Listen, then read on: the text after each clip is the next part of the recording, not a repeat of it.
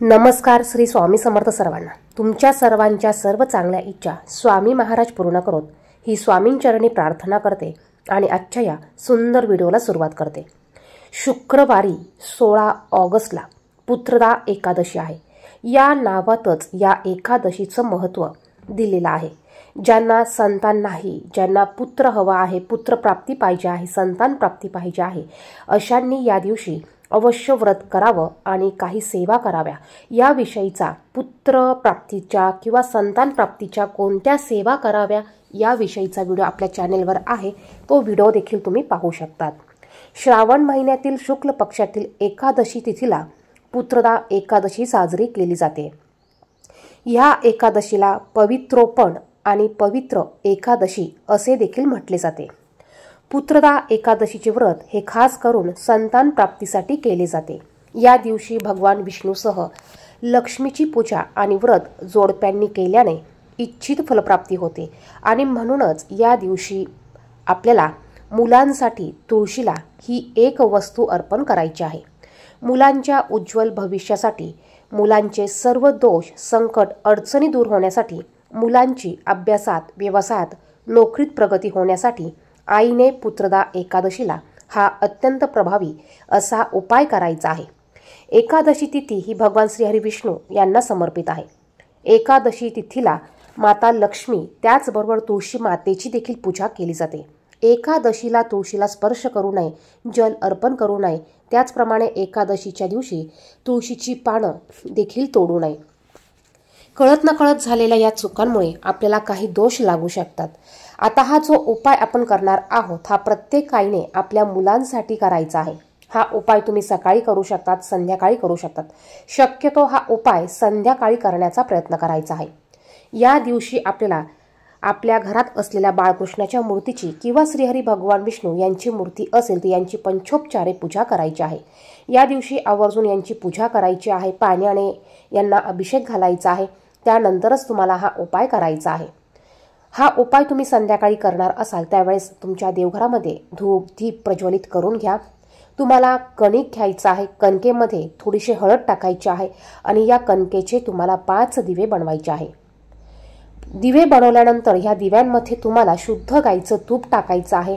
जोड वात घालायची आहे आणि एका प्लेटमध्ये तुम्हाला हे 5 दिवे घ्यायचे आहे. 5 अखंडा लवंगा देखील तुम्हाला या ताटामध्ये घ्यायच्या आहेत आणि कलाव्याचा जो धागा आहे लाल पिवळा तो धागा तुम्हाला घ्यायचा आहे. जिथे पूजेचं सामान मिळतं त्या ठिकाणी तुम्हाला हा कलाव्याचा धागा मिळून जाईल आणि हे सर्व घेऊन तुम्हाला तुळशीपाशी जायचं आहे. तुळशीला स्पर्श न करता, बघा संध्याकाळचा टायमिंग आहे, आपण तुळशीला हात लावत नाहीच, परंतु एकादशीला तुळशीला हात न लावता आपण लांबून तिची पूजा करू शकतो. तुळशीला हळदी कुंकू अर्पण करा, अक्षता अर्पण करा, अगरबत्ती तुम्हाला लावायची आहे आणि हे जे 5 दिवे आपण प्रज्वलित करून घेतलेले आहे किंवा प्रज्वलित केले आहे हे 5 दिवे आपल्याला तुळशी समोर ठेवायचे आहे आणि ह्या दिव्यांना हळदी कुंकू अक्षता अर्पण करून दिव्यांची पूजा आपल्याला करायची आहे. त्यानंतर आपल्याला तुळशीपाशी खाली बसायला आसन घ्यायचं आहे. बिना आसनाची कुठलीच सेवा करायची नाही.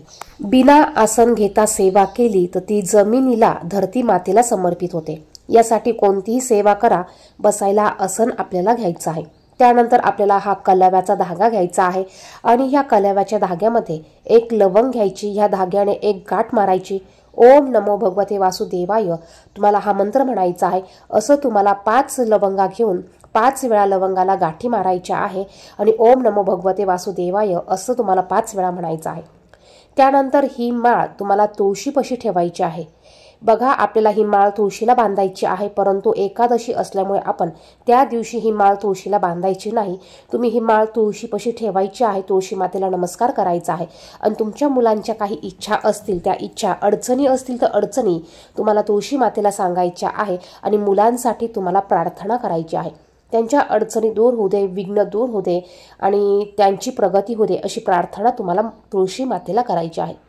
यानंतर जर का मुलं तुमच्याबरोबर घरी असतील तर मुलांना देखील तुम्ही बाजूला बसवू शकतात आणि ही माळ दुसऱ्या दिवशी सकाळी तुम्ही अंघोळ केल्यानंतर, देवपूजा झाल्यानंतर तुळशीची पूजा करायला जाताल त्यावेळेस तुम्हाला ही माळ तुम्हाला बांधून द्यायची आहे. तर या पद्धतीने तुम्हाला तुळशीला ही एक वस्तू अर्पण करायची आहे. आपल्या मुलांसाठी ही एक वस्तू तुळशी मातेला पुत्रदा एकादशीच्या दिवशी तुम्हाला अर्पण करायची आहे। अत्यंत प्रभावी असा उपाय आहे। पुत्रदा एकादशी ही खास करून आपल्या मुलांसाठीच असते, त्यामुळे तुम्ही या एकादशीला हा उपाय नक्की करू शकतात। व्हिडिओमध्ये सांगितलेली माहिती आवडली तर व्हिडिओला लाईक करा। चॅनलवर नवीन असाल तर अशीच माहितीची व्हिडिओ बघण्यासाठी चॅनलला सबस्क्राईब करा। कमेंट बॉक्समध्ये श्री स्वामी समर्थ नक्की लिहा। धन्यवाद। श्री स्वामी समर्थ।